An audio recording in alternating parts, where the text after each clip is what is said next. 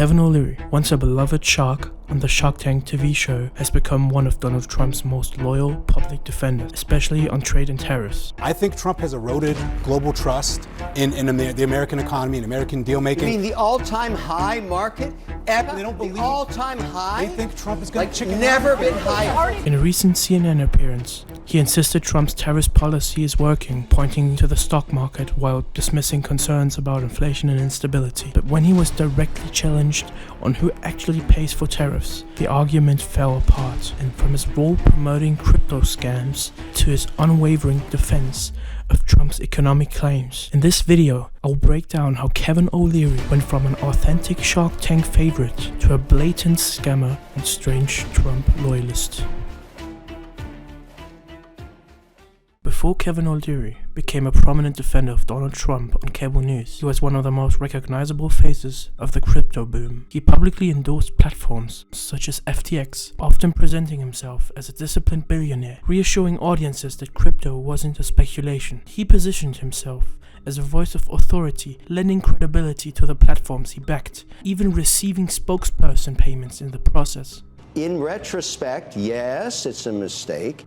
His strong public endorsements for FTX came about because he was a paid spokesperson for FTX, which was one of the fastest growing cryptocurrency exchanges at that time. He publicly vouched for the platform, telling his audience that it was all safe, regulated and legitimate, and even invested much of his payout back into FTX, including millions in crypto tokens and company equity. By promoting FTX on social media, at events, and even in interviews, OLeary lent his personal reputation to the company. He was paid roughly $15 million for his role, and he framed it as an investment and endorsement. But when FTX collapsed amid revelations of fraud and misused customer funds, those crypto holdings and equity became worthless.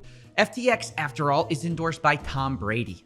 What could go wrong with another celebrity endorsement? People like Larry David backed FTX. Surely your funds are safe. Well, turns out they were actually in danger all along, and things are looking very bad. OLeary lost much of his payout, yes, but the biggest story is how he actively marketed confidence in a platform that turned out to be an unstable mess. Even in Senate testimony, he described himself as a paid promoter and investor.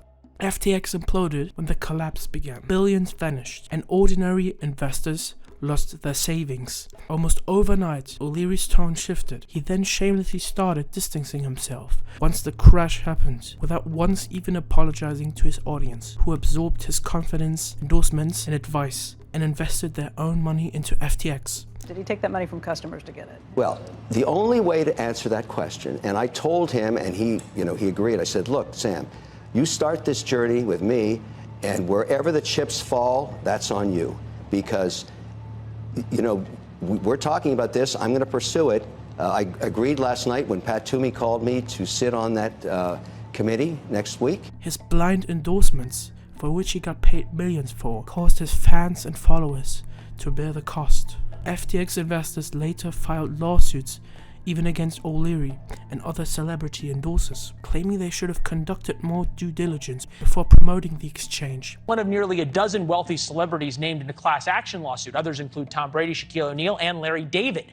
They're accused of promoting a Ponzi-like scheme that cost individual investors $11 billion, Sam Bankman-Fried's Ponzi scheme. At the end of the day, the little guy literally has lost everything. Their life savings. All of the money they worked for is gone overnight.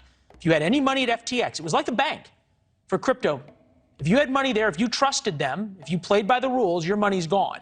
Yet the ultra-rich who pushed the crypto app, well, let's just say their Thanksgiving dinners will, of course, go on. Most of these claims were dismissed, unfortunately, on grounds that the plaintiffs couldn't prove the endorsers knew about the alleged wrongdoing. But some securities law claims remain possible. A few defendants have made separate deals. For example, Shaquille O'Neal agreed to pay about $1.8 million to settle claims against him, resolving that part of the litigation without admitting wrongdoing. While some investors continue to fight in court over whether celebrity endorsements crossed legal lines, most of the big claims against famous names have been dismissed so far, and only a handful of legal paths remain open for recovery for those who have lost money because of celebrity endorsements like those of Kevin OLeary. Your investment account is worth more tonight at 4:30 than it's ever been in history. Kevin, you got to look outside of your own perspective. No, I Most don't, Americans are 'cause not I'm heavily right. invested in the stock market. Kevin, Most Thank Americans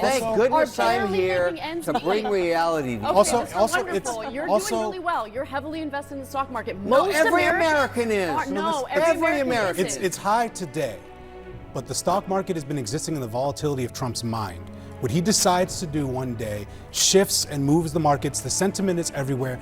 Kevin OLeary presents himself as the rational businessman in the room, the numbers guy, the Shark Tank investor who follows facts wherever they lead. But the moment he's asked to defend Donald Trump on tariff policy on CNN, that image starts to fall apart, because the core question Adam Mockler keeps asking is painfully simple. If tariffs actually work the way Trump and his defenders claim they do, why does Trump constantly lie about who pays them? Tariffs are taxes on imports. Someone pays that tax. And every time Mockler pushes OLeary to admit that tariffs are inflationary, OLeary refuses to answer directly. Instead, he pivots over and over again.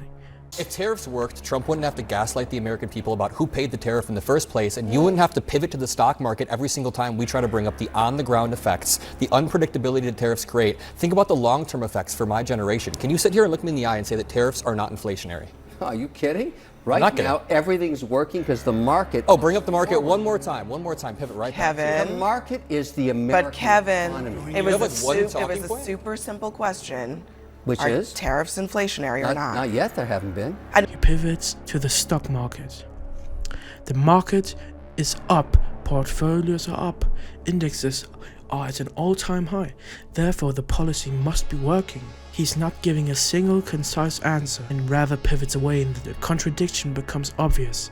OLeary insists tariffs are not inflationary, or at least not yet, while simultaneously acknowledging rising prices, higher interest rates, and the Federal Reserve holding off on rate cuts because inflation hasn't cooled. Those two positions cannot coexist, and when pressed about Trump's constant promises, 90 deals in 90 days, dozens of agreements coming next week, record-breaking announcements that never materialize, OLeary reframes Trump's failure to hold up promises as some patient test, and being effective somehow becomes irresponsible. Delays become wisdom, and moving goalposts out of nowhere becomes strength. OLeary claims that the market believes in Trump, even when the polls clearly show a majority of Americans opposing tariffs and saying that Trump is focusing too much on them. OLeary dismisses the public opinion in favor of his own big investment account. And at that point, the defense stops being about economics and start being about loyalty, because every standard changes depending on whether Trump looks good or bad in the moment. Somehow, short-term market highs are treated as definitive proof and success, but somehow the subsequent long-term costs are brushed aside as being irrelevant or just temporary. That is what makes OLeary's performance so dangerous and revealing.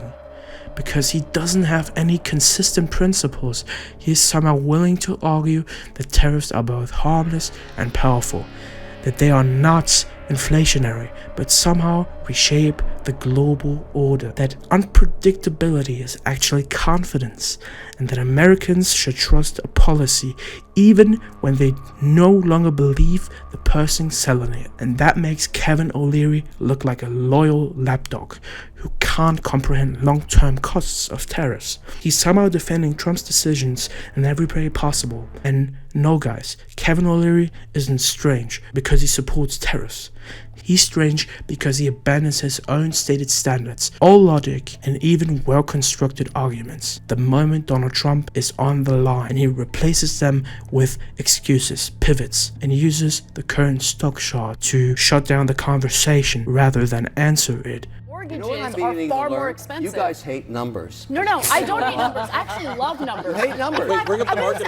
I bring you numbers, I'll you say hate something them. positive about Trump. I'll say something positive about his tariff policy. Last word, Anna. In his first term, he was way smarter about tariffs. They were targeted. They were smart. They were so good that Biden came in, he kept them in place, and even expanded upon them. But what Trump did by slapping on these insanely high tariffs, this like coercive thing with every country we do trade with, think about it. If I were one of those countries, how about we band together and refuse to make good deals with Trump